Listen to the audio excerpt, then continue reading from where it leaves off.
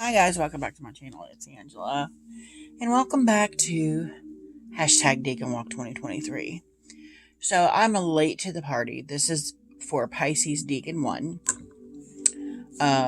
We are already in Decan 2 at this moment, and we're about to be in Decan 3. So a lot of stuff happened in February, and basically the start of Pisces season, which makes sense because as a Virgo, from what I'm told, the Pisces is my exact opposite. And I'm not a very watery type person. And it's been a thing.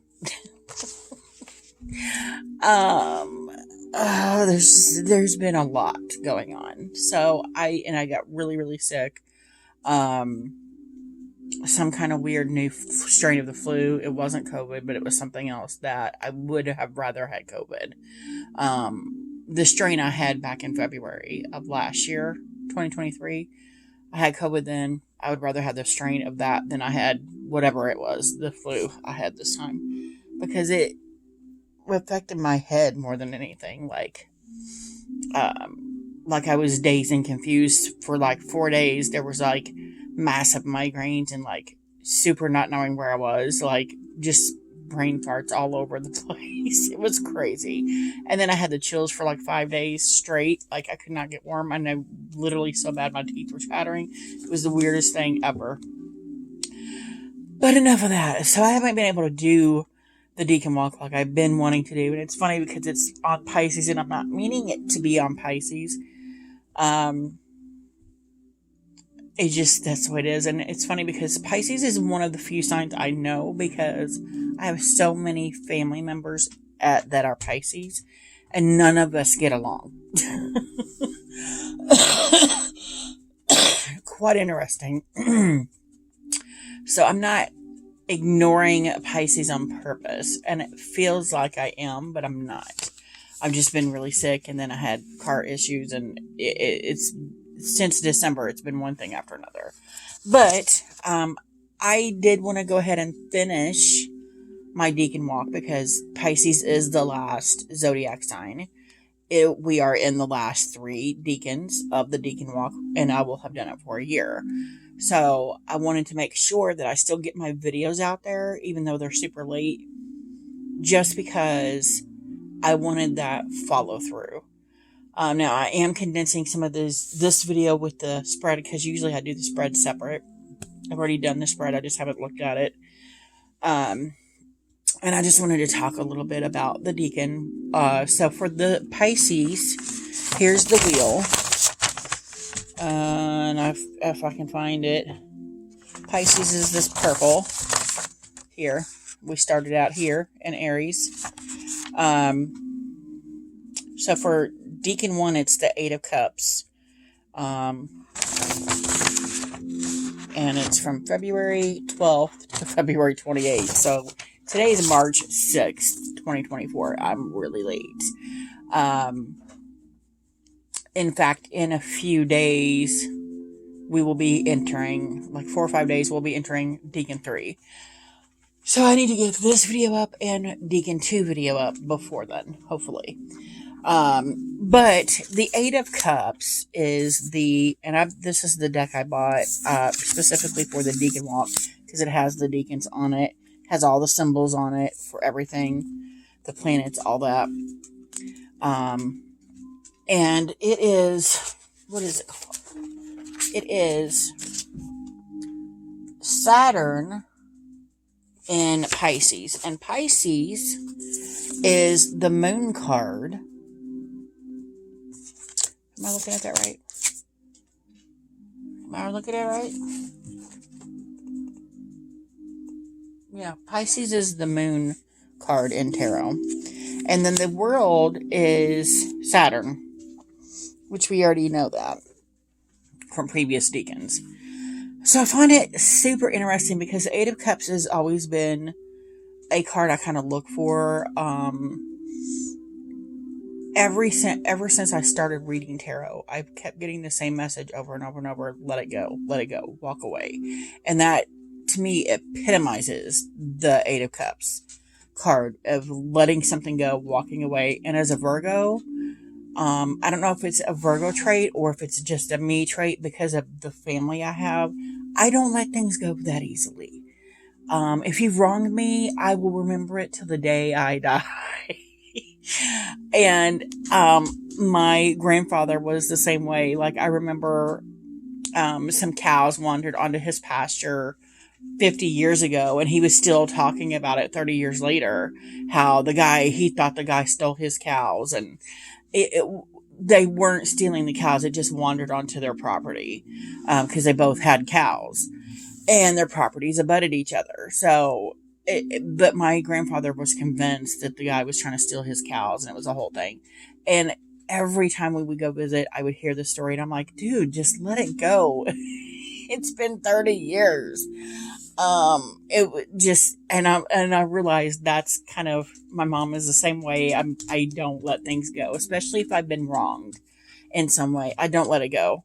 And in fact, I will have conversations rectifying that over and over and over in my head, even when I'm trying to sleep, until I've exhausted myself of whatever it is and learn to let it go. I don't let go of things very easily. So I just find it interesting that the start of Pisces is the Eight of Cups, and that the Moon card is representative of Pisces. And I feel that to me, that's very fitting, because the Moon card is all about revealing hidden truths and maybe even hiding things, even from yourself. I don't see the Moon card that way, but just the fact that Pisces is representative by the Moon, I have to kind of double take that. While I don't get along with Pisces, I love the Moon. So there's kind of a, and I love the Eight of Cups. So it's weird.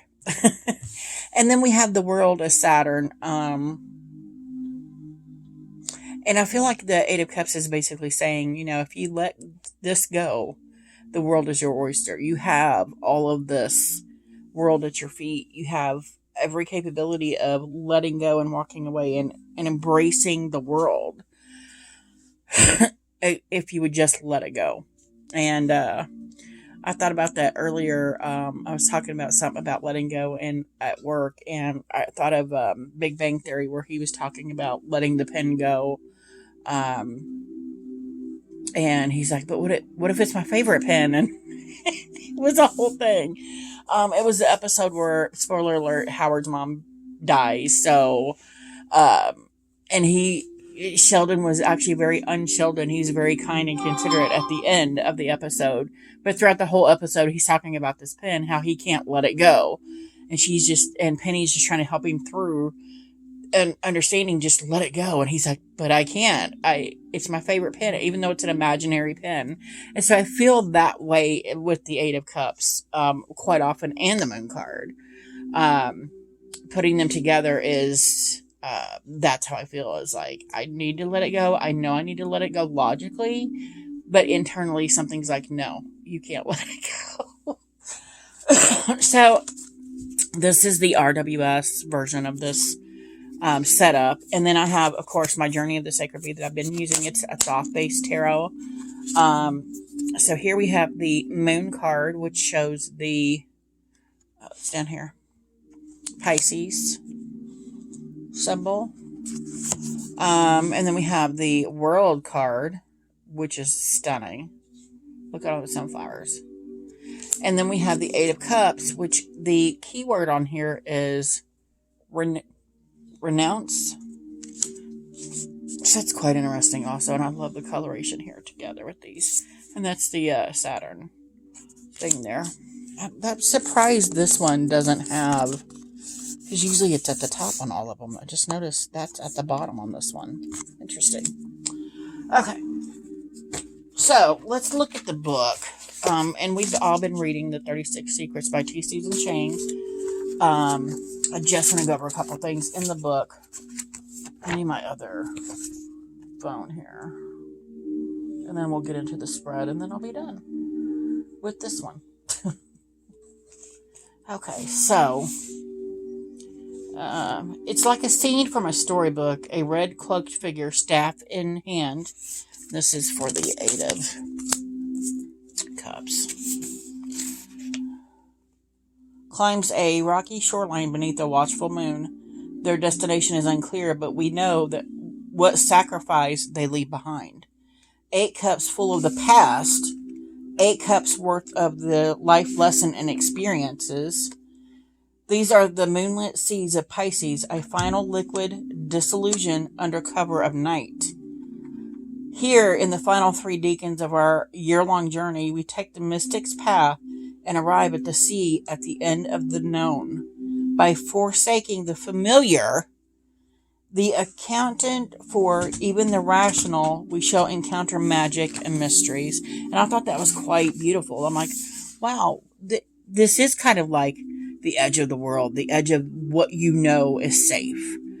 Beyond that is where the moon comes in and where the world comes in. There's a whole world out there if you just, get over your fears and embrace it. There could be great possibilities beyond this known, which is beautiful.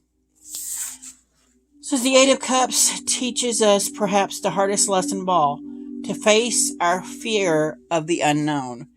And then it says, dreaming in darkness, of the last 3 cards on our Decan walk, all of which correspond to the moon. I feel it's the 8 of Cups, which best illustrates the moon's special province dream. That was interesting. I think that's all I'm gonna read you because I have a lot of other stuff underlined. The moon has always been a touchstone of magic in the story. It signifies vision of accessible, which you set aside sacrifice, logic, reason, and daylight. Specificity. Perhaps this is why in Tarot the Hermit, Virgo, and the moon, Pisces,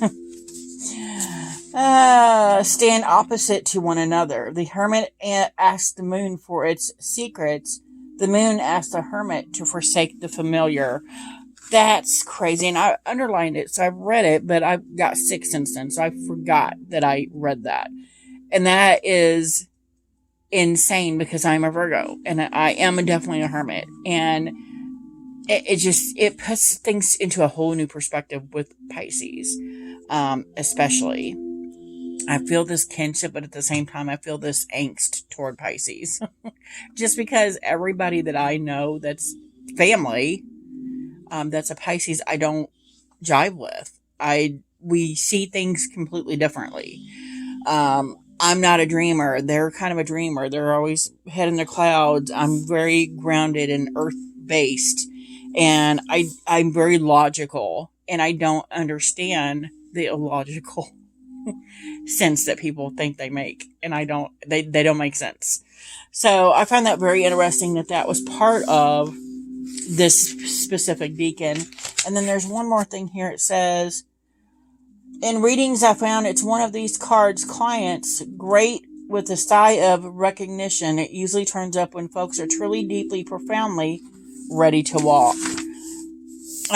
Like ready to walk and change their life, which I found interesting.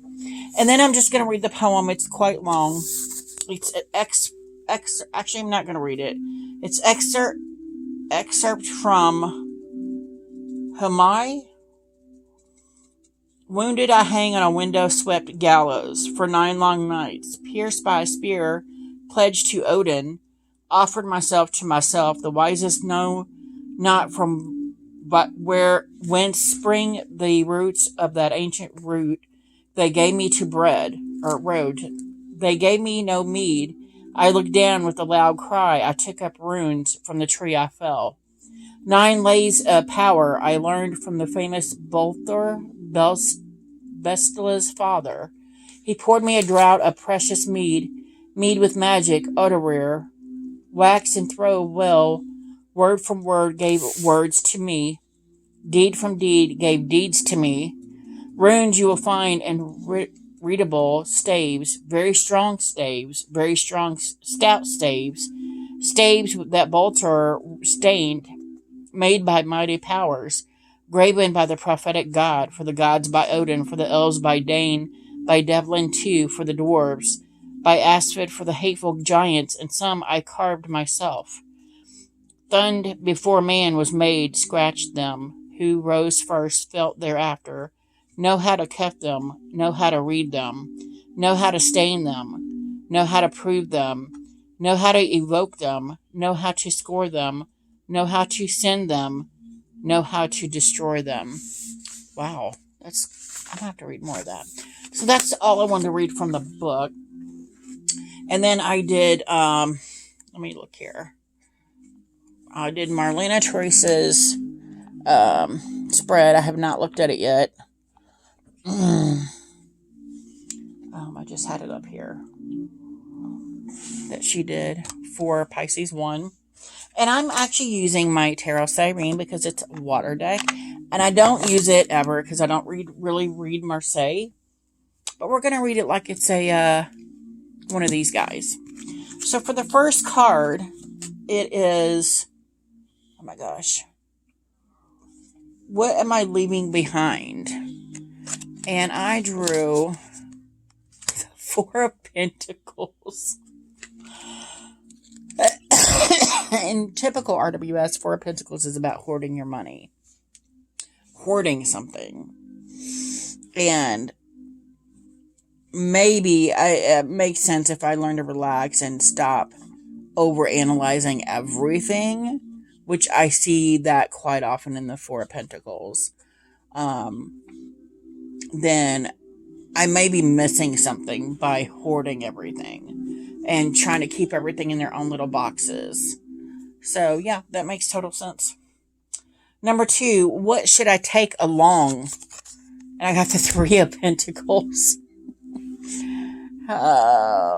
Three of Pentacles is about community to me.